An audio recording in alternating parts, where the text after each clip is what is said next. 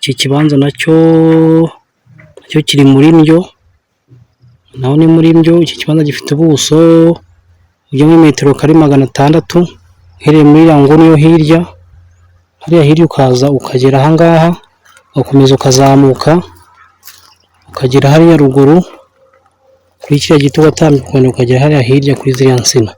Afite rero ubuso metero kare 600, ni hafi ya kaburimbo hariya ruguru gatoya, hafi ku marembo yiga ko uva ugera hano ni metero zitagira muri 300, ni hafi cyane, hafi ya kaburimbo. Amafaranga ni miliyoni 8 zonyine. Ikibanza kirimo bibiri tugiye gukana muri Mbyo kuri kaburimbo. Limitation ibyangombwa birahari. Karibu nimwegurire hakiri kare ab'inkwakuzi batarabimaramo.